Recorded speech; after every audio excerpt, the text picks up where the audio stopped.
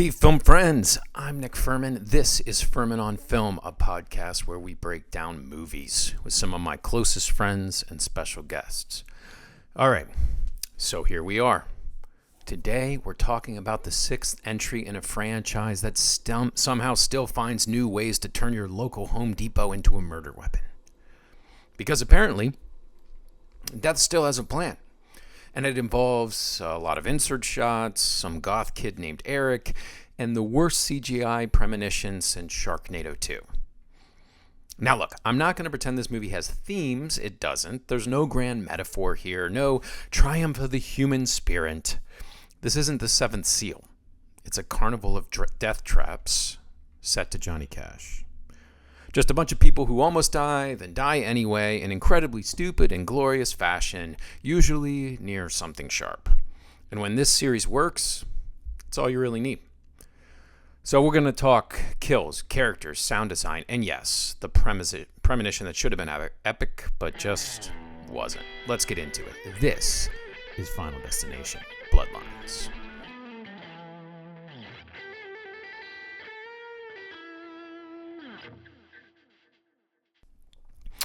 Okay, all right, guys. So, real quick, plot. I'm pumped. I mean, this series is great. You know, do you want my rankings? I could give them to you. This series always starts with a vision, a premonition. A bunch of people are going to die, and then they don't. And the twist here in Bloodlines, the sixth film in the franchise, is that the girl having them isn't actually in them. Nope. It's her ancestor. Ah, see? Double entendre. Bloodlines. It's like lines of blood and also... Okay, never mind. Now, Death he's back. She's back. It's back. Taking out generations of members who survived a night at a Skyview restaurant that looks an awful lot like Seattle. And Death is making its way through a family who's next on the list. Plagued by a violent recurring nightmare... There's a college student named Stephanie, and she heads home to track down the one person who might be able to break the cycle. Hint, it might be a relative, and save her family from the grisly demise. But let's face it, this is a Final Destination movie. Nobody's going to make it. Or are they? So, okay, yeah, like I said, there's no themes here. When this series gets its frequency right, it's perfectly balancing just like grotesque and delicious kills with these really knowing comic moments. So I'm not going to give you any themes like the power of perseverance, anything like that, but I will give you the formula for these puppies. Okay, here we go. First, like I said, you get a premonition. A massive 10-car pileup, a roller coaster that's gone off the tracks, log truck mayhem, that's the best one, a plane crash, whatever, just insanity. And then we back up and some people make it. Now, these people include, or tend to anyway, some disenchantized,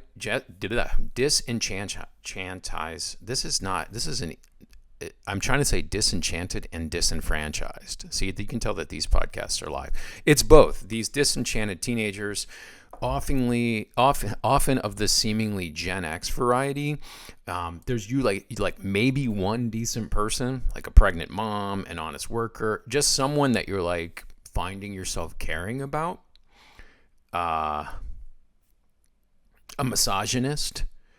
So not like 80s yuppie corporate misogyny. No, this is like more like Woodstock 99. Think like Limp Bizkit's Break stuff. Like a t-shirt wearing new metal band, just patriarchal behavior. And actually in some instances you can sub in for those guys these completely archaic, inexplicable racism in this person's stead. Like in the instance where a guy's trying to put like a cross in a guy's yard and then gets dragged by a truck. It's really awesome. So, I know that all of this sounds crazy, but if you've seen the series, like I can actually see all your brains working. You're like, oh yeah, Ian in 3, he's the goth guy, and oh that dude who gets his butt sucked out of the pool drain in 4. That's the stupid like jock, misogynist. Okay, You're with me. Okay. What else? You get peppy pop songs while death occurs. So in this one, it's Johnny Cash's Ring of Fire. There's some other more amusing ones in different iterations of the franchise. And then, of course, the most important thing is elaborate Rube Goldberg death sequences, right?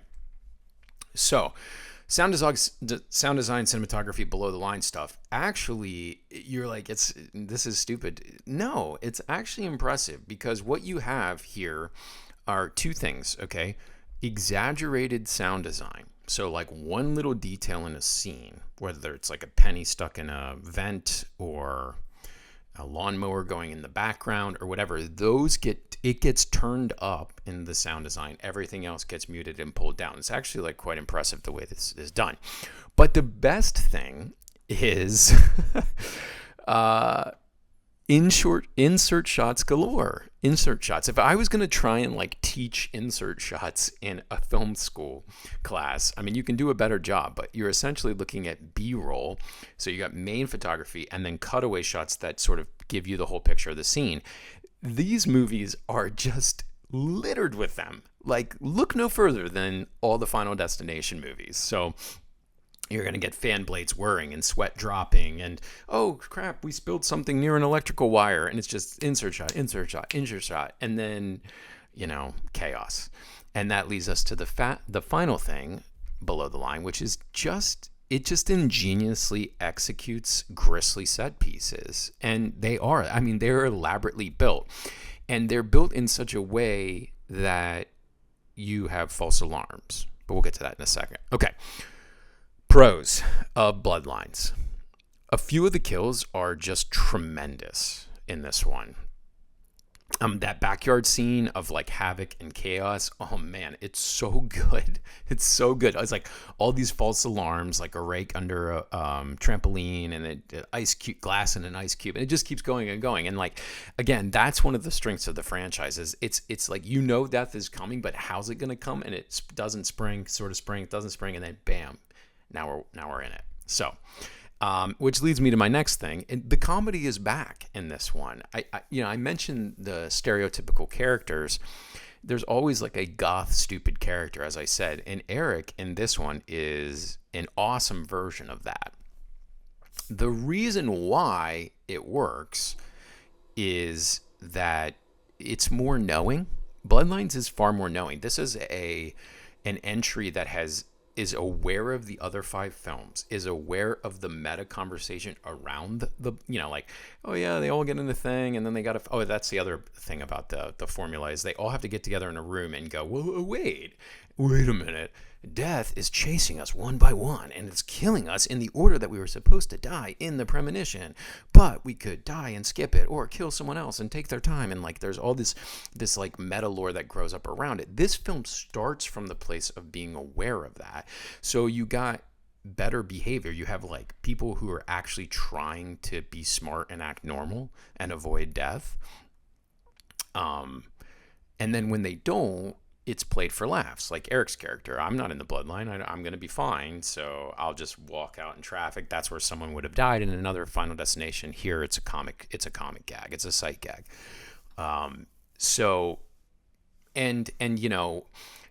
Like if that's coming for you, you're not going to be like, well, it's not my turn yet, so I'm just going to go, do this. Like that's not knowing. And some of the other entries have that. This one doesn't. It's very, very aware of where it's going. So I think it finds clever ways to expand the lore. And maybe the most impressive, I don't know if this works for everyone, but I think it did work enough on me, which is to say that they made the list in this case be all the family members. So like built into that is emotional involvement. Like in other words, if it's a random group about to get on a plane, as in the original, like, why do I care about these people? Maybe I care about them through the course of it, but not really, right? And that's good, because if I care too much, then the deaths don't really work, right? Now I'm upset. So you need some pathos, but not too much. So anyway, it's this one gets it right. Cons. Okay, the biggest cons, guys. The Premonition blows in this one. I mean, it blows. And I'm not talking about, it's the worst. I think it's even worse than 4, which is the worst in the franchise.